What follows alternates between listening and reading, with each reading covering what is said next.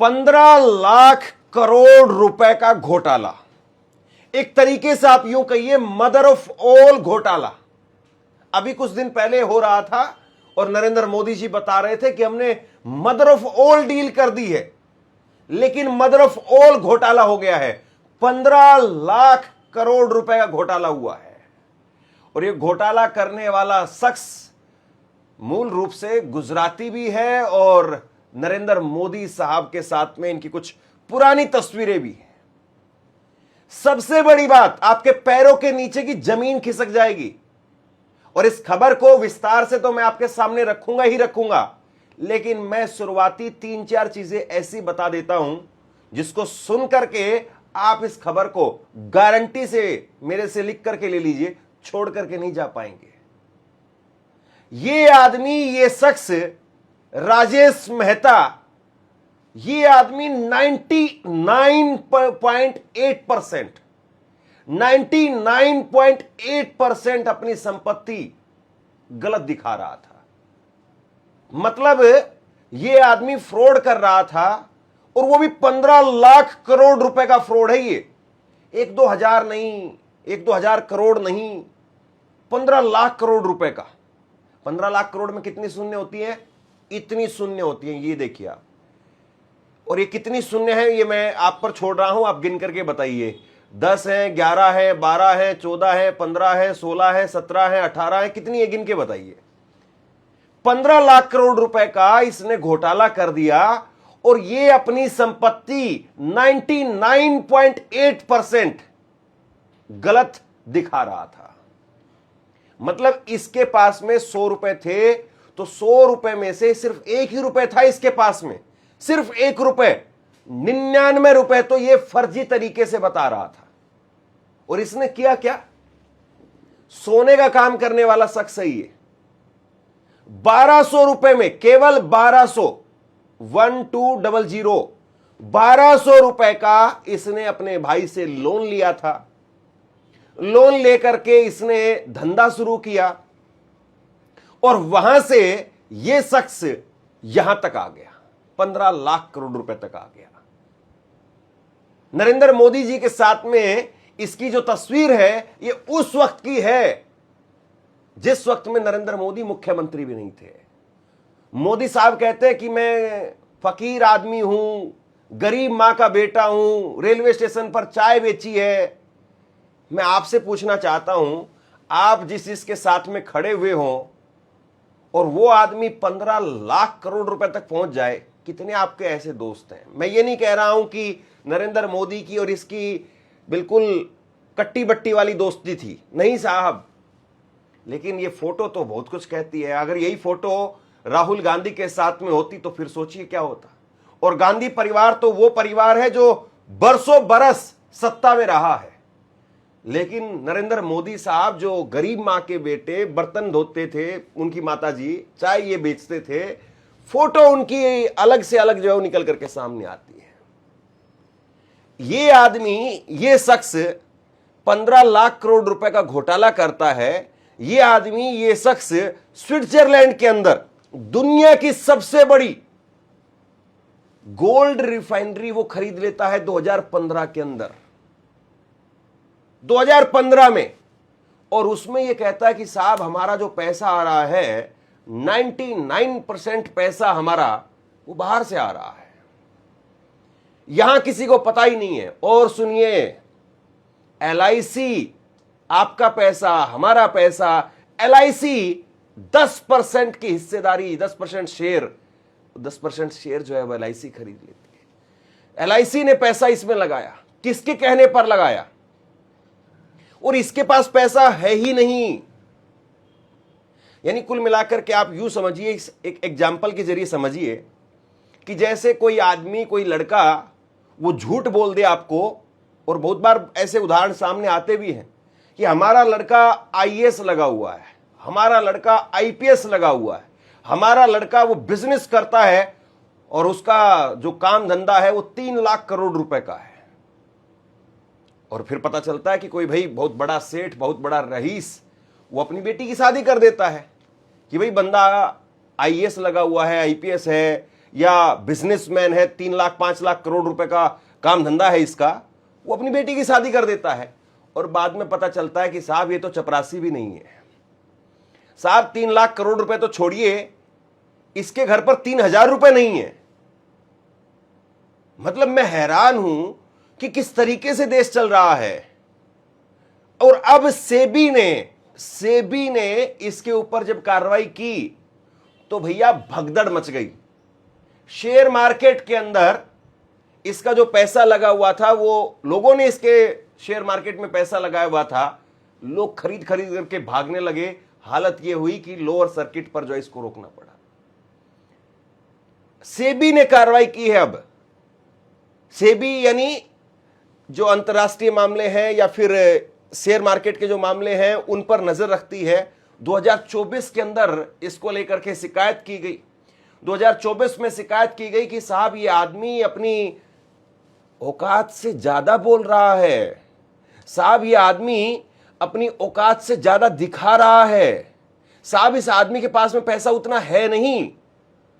क्योंकि जाहिर सी बात है, अगर कोई आदमी, कोई कंपनी जो ये दिखाई देता है कि एकदम बिल्कुल धड़ाधड़ बढ़ती चली जा रही है, जिसके शेयर भागते ही चले जा रहे हैं, तो उसमें होता क्या है? उसमें होता यह है कि देश का आम आदमी जो शेयर मार्केट में अपना पैसा लगाता है, वो आम आदमी ऐसी कंपनियों के अंदर खरीदना शुरू कर देता है, अपना पैसा लगाना शुरू कर देता है, गाड़ी कमाई वो लगाना शुरू कर देता है।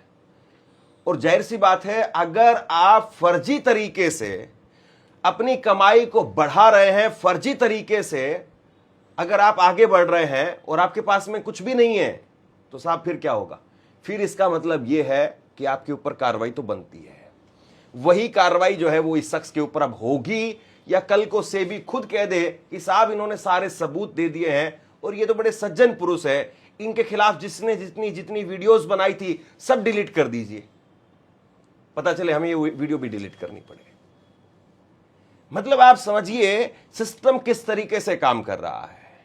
सुप्रिया सिनेत कांग्रेस की नेता है, वो कह रही है, उन्होंने ट्वीट किया है कि राजेश मेहता से भी इनका पुराना नाता है, ठीक वैसे ही जैसे आसाराम बापू, मेहुल चोकसी, नीरव मोदी से है।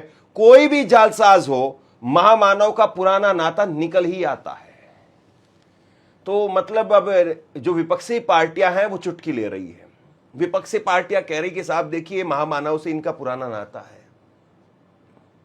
अब देखिए, मैं ये नहीं कह सकता हूं कि नरेंद्र मोदी से इनका कोई नाता है या नरेंद्र मोदी उन्होंने कोई खास इनको जो है वो शय दी जिसके आधार पर ये इतना फल फूल गए। लेकिन मैं इतना जरूर आपको बता देता हूं, 1988 में ये मूल रूप से गुजरात के कच्छ के रहने वाले हैं और ये उसके बाद में इनका परिवार जो शिफ्ट हो जाता है बेंगलुरु। वहां पर जाकर के ये एक ज्वेलरी शॉप में काम करने लगे। फिर इन्होंने क्या किया कि तमिलनाडु से सोना उठाया, तमिलनाडु से गहने उठाते थे और उनको ला करके गुजरात में बेचने लग गए और उस पर ये प्रॉफिट कमाते थे। इस तरीके से इन्होंने धंधे की जो है शुरुआत की और उसके बाद में धीरे धीरे धंधा बढ़ता चला गया। 88 के बाद में 1995 आते आते इन्होंने 10 करोड़ रुपए से आईपीओ की शुरुआत जो कर दी, यानी शेयर मार्केट में ही घुस गए। और उसके बाद में 2015 में इन्होंने दुनिया की सबसे बड़ी स्विट्जरलैंड के अंदर गोल्ड रिफाइनरी जिसका नाम है वेलकेम्बी, वो खरीद ली और यहीं से जो है फिर वारे न्यारे हो गए साहब।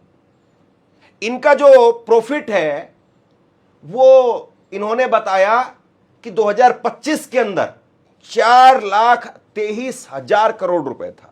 अब इस खबर को अगर मैं पढ़ करके सुनाऊंगा तो आपको समझ में नहीं आएगा, इसीलिए मैं बिल्कुल आसान भाषा में पूरी इस खबर को क्रैक करके आपके सामने रख रहा हूं ताकि आपको समझ में आए।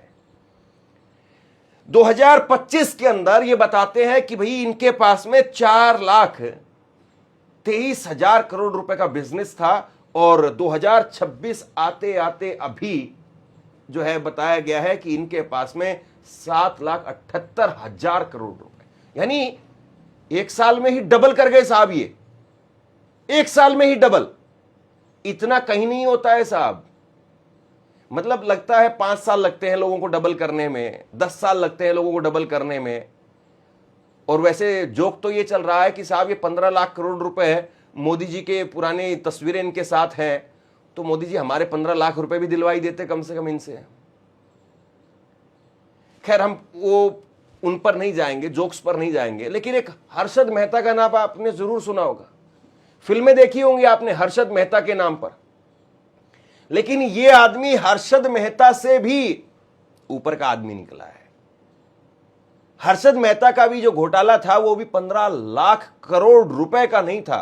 किसी भाजपा भक्त से पूछिएगा कि मोदी जी जब कहते ना खाऊंगा ना खाने दूंगा, तो ये 15 लाख करोड़ रुपए का घोटाला हो गया, मतलब कुछ खैर खबर थी ही नहीं क्या। एक और उदाहरण आपको देता हूं मैं। इसने कहा कि हमारे पास में 3 लाख करोड़ रुपए, 3 लाख करोड़ रुपए जो है हमारे पास में सालाना हमारी जो है वो इनकम है, जबकि हकीकत में 500 करोड़ रुपए थी। मतलब कोई आदमी आपके पास में आकर के बैठे और कोई आदमी आपसे कहे कि साहब मेरी जेब में, मेरी गाड़ी में 3 लाख रुपए रखे हैं, चलो चलते हैं घूमने के लिए चलते हैं, 3 लाख रुपए हैं मेरे पास में, और पता चले उस आदमी के पास में 500 रुपए की सिर्फ एक पत्ती है, 500 रुपए का सिर्फ एक नोट है उसके पास में, और वो आदमी घूमने के नाम पर आप सबको गाड़ी में भर करके और आपको जो शिमला की तरफ निकल पड़े, और जैसे ही पहला पेट्रोल पंप आया उसके बाद में उसने कहा कि साहब तेल भरवा दीजिए। आपने जो है वो तेल भरवा दिया, फुल टंकी करवा दी, क्योंकि आपको तो पता है इसके पास में 3 लाख रुपए है, आगे के खर्चे ये देगा सब। आपने टंकी फुल करवा दी, टंकी फुल हुई 5,000 रुपए की, 7,000 रुपए की टंकी फुल हुई। इसके बाद में थोड़ा और आगे चलते हैं, तो इसने कहा कि साहब ऐसा करो कि ऑनलाइन होटल बुक कर लो पहले से ही, वहां शिमला में जाएंगे तो ऑनलाइन होटल बुक नहीं होंगे। फिर आपके जो दूसरा दोस्त था उसने कहा कि चलो 3 लाख रुपए इसके पास में है तो वो काम आगे आ जाएंगे, होटल बुक मैं करवा देता हूं। दूसरे वाले ने 25-30 हजार रुपए लगा करके और वहां पर 4 दिन के लिए, 5 दिन के लिए होटल बुक करवा दिया। यानी ये आदमी, ये शख्स जो है वो आपको शिमला पहुंचा देता है, कहीं किसी से रेस्टोरेंट का पैसा भरवाता है, कहीं किसी से पेट्रोल भरवाता है, कहीं किसी से होटल बुक करवाता है, और शिमला में जाकर के कहता है कि भाई मेरे पास में ये है। जब शिमला में जाकर के आपने उसकी जेब फाड़ करके चेक की तो वो कहा कि साहब मेरे पास में ये है। यही हुआ है। इस आदमी ने कहा कि 3 लाख करोड़ रुपए हमारे पास में सालाना आ रहे हैं। उसके बाद में क्या हुआ? उसके बाद में यह हुआ कि LIC ने 10% इसमें पैसा लगा दिया, यानी LIC ने इसका पेट्रोल पंप पर पेट्रोल भरवा दिया। ऐसे ही लोग देख रहे हैं कि भैया ये कंपनी तो इतना कमा रही है, लोग इसमें पैसा डालते गए, इसके शेयर खरीदते चले गए, जिसकी मतलब हैसियत कौड़ी की भी नहीं थी, 2 कौड़ी की भी नहीं थी, और वो आदमी के शेयर जो है वो बिक रहे थे, लोग खरीद रहे थे क्योंकि कंपनी भाग रही थी। जीरो, बिल्कुल जीरो, शून्य। और आप देखिए साहब, मतलब कायदे से ये खबर तो दुनिया भर के इतिहास में पढ़ाई जानी चाहिए कि भाई आखिरकार इतना बड़ा मामला हो कैसे गया। और इसका एक इंटरव्यू में देख रहा था, ये कह रहा है कि नहीं हम बहुत सादे तरीके से रहते हैं, BMW वगैरह या जो बड़ी गाड़ियां हैं वो नहीं रखते हैं, फोन भी स्मार्टफोन नहीं है, नॉर्मल फोन, कीपैड वाला फोन रखते हैं। ऐसी ऐसी चिकनी चिकनी बातें कर करके ये आदमी वो इंटरव्यू देता था, पॉडकास्ट देता था, और उसके बाद में जो इसके इन्वेस्टर होते थे उनको कहता कि बड़े बड़े लोगों ने पैसा लगाया, मसलन विजय माल्या, उन्होंने जो है वो अय्यासी में पैसा जो है वो फूंक दिया और वो डूब गए। मैं अय्यासी नहीं करता हूं, मैं सादगी के साथ में रहता हूं, सिंपल पैंट शर्ट पहनता हूं और सिंपल फोन रखता हूं, सिंपल गाड़ी में चलता हूं। मेरी कंपनी 15 लाख करोड़ रुपए की, लेकिन मैं बिल्कुल सिंपल आदमी हूं। मैं सारा पैसा अपने बिजनेस में लगाता हूं, लेकिन मैं सिंपल तरीके से रहता हूं। अब जो एक नॉर्मल इन्वेस्टर होता है वो देखता है कि नहीं ये आदमी सही है, ये आदमी डूबेगा नहीं, ये आदमी अपनी कंपनी को सही तरीके से आगे बढ़ा रहा है। नॉर्मल आदमी पैसा लगाना शुरू कर देता है। यही सबसे बड़ी चीज है। मतलब एक और एग्जांपल समझिए जरा, मैं कई एग्जांपल इसलिए आपको दे रहा हूं ताकि आपको पूरी बात समझ में आ जाए। जैसे कि एक जमीन थी, वो जमीन जो है वो 5 लाख रुपए की थी, और उस जमीन के बारे में इतनी एडवर्टाइजमेंट कर दी गई कि यहां से सड़क निकलने वाली है, यहां पर तो मॉल बनेगा, इसके बगल में पेट्रोल पंप बनेगा, इसके सामने उधर हॉस्पिटल बन रहा है, उधर बहुत बड़ा पार्क जो है सरकार लेकर के आ रही है। और वो 5 लाख रुपए की जो जमीन थी उसको 500 करोड़ रुपए में बिकवा दिया। और जब जिसने खरीद लिया उसको पता चला कि यहां पर तो बगल में खारा पानी है, यहां पर तो खेती भी नहीं होती है, यहां पर हॉस्पिटल और सड़क और ये सारी चीजें तो छोड़िए, यहां तो कुत्ते तक नहीं आते हैं टहलने के लिए।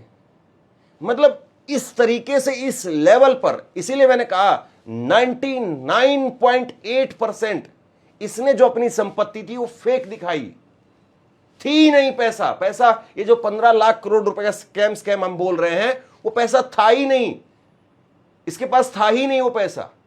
इसने वो पैसा जो है वो 15 लाख करोड़ रुपए बता दिया कि है, क्योंकि हमारे पास में स्विट्जरलैंड में हमने एक रिफाइनरी खरीद ली है और स्विट्जरलैंड की उस रिफाइनरी से हमारे पास में हर साल 3 लाख करोड़ रुपए आ रहे हैं और हम 15 लाख करोड़ रुपए बना चुके हैं बीते 4 सालों में। अब मोदी जी ना खाऊंगा ना खाने दूंगा, ये फला ये वो सारी बातें हैं साहब, लेकिन हकीकत देखिए। कुल मिलाकर के जिस तरीके से ये स्कैम निकल करके सामने आया है, कायदे से सरकार की सारी बखिया इसने उधेड़ करके रख दी है। चलते चलते मैं कुछ छोटी छोटी जानकारी आपको जरूर बता दूं। ये आदमी लोअर मिडिल क्लास से निकल करके सामने आया। जो आदमी 1200 रुपए का लोन ले रहा है 1980 में, तो आप सोचिए वो कितना ही बड़ा आदमी होगा। हालांकि 1980 में 1200 रुपए की भी कीमत रही होगी, मतलब ज्यादा नहीं होगी, तो कम से कम आप ये मान करके चलिए कि 1200 रुपए की कीमत वो 22,000 के आसपास तो आप मान करके चलिए। आज का 22,000 25,000 रुपए या 2 लाख रुपए तो खैर ज्यादा हो जाएंगे, लेकिन 22-25,000 रुपए उस वक्त के 1200 रुपए बराबर है। तो उतने से केवल इसने जो धंधे की शुरुआत की और आज देखिए साहब ये यहां तक पहुंच गया। अब सवाल ये है कि जिस तरीके से इसका ये जो खेल सामने आ रहा है, इसमें एक और बड़ी रिपोर्ट मैं आपको बताने वाला हूं, रह गई बातों बातों में। 2022 के अंदर सरकार ने 18,100 करोड़ रुपए इसको पीएलआई के तहत इसको जो है वो बेनिफिट दिया। कितना रुपए? 18,000 करोड़ रुपए सरकार ने पीएलआई के तहत इसको बेनिफिट दिया। मतलब बड़ा व्यापारी है, बड़ा कारोबारी है, वो लोन लेते हैं। मेहुल भाई भाग गए, उसके बाद में वो नीरव मोदी साहब वो भी भाग गए, उसके बाद में विजय माल्या वो भी भाग गए। और वो तो कह रहे थे कि भैया मैं तो मोदी सरकार में उस वक्त में वित्त मंत्री अरुण जेटली साहब स्वर्गीय आज नहीं हमारे बीच में, उनसे मिलकर के गया था, सेटलमेंट करके गया था मैं। तो मेहुल चोकसी हो, नीरव मोदी हो, विजय माल्या हो, भाग गए। ये साहब नहीं भाग जाएं कभी। मजेदार बात यह है, इतना सब कुछ करने के बाद में कल रात को बैठ करके सारे चैनलों पर इंटरव्यू दे रहे थे। यानी मतलब आपको अगर पता चल जाए, आपका नाम अगर कहीं पर आ जाए या आपके घर पर पुलिस आ जाए, पूछ भी ले कि भैया लड़का कहां रहता है, क्या करता है, शाम को आपको जो है वो मम्मी पापा की दवाई लेकर के जानी पड़ेगी कि भाई मम्मी पापा की तबीयत खराब हो गई। आपको भी हो सकता है कि एंजाइटी हो जाएगी, घबराहट होगी, थोड़ा चिड़चिड़ा भी महसूस करें कि भाई और क्या पता हालत बहुत खराब भी हो जाए। ये आदमी मजे से बैठ करके सब चैनल्स पर इंटरव्यू दे रहा है। और रेड कॉर्नर नोटिस ऐसे लोगों के लिए जारी किया जाता है कि कभी ये देश छोड़ करके ना भाग जाएं। अभी जो है वो अभी तक सरकार ने रेड कॉर्नर नोटिस इसके खिलाफ जारी नहीं किया है। अब ये जो है वो वहां से अगर गायब हो गए, किसको पकड़ लेंगे आप? सोचिए जरा इस बात को। और जो पहले भाग करके गए हैं, मेहुल भाई, नीरव मोदी, ललित मोदी, वो भाग करके गए, उनको क्या पकड़ लाए आप? तो साहब अब ये है आपके सामने चिट्ठा इसका, और ये चिट्ठा अपने आप में बहुत खतरनाक है। शेयर कीजिए इस खबर को अगर आपको समझ में आया है, और अगर आपको लगता है कि वाकई बहुत बड़ी खबर है तो शेयर कीजिए इस खबर को, लोगों तक पहुंचाइए। और आप क्या सोचते हैं नीचे कमेंट सेक्शन में लिख करके जरूर बताइए। शुक्रिया, थैंक यू।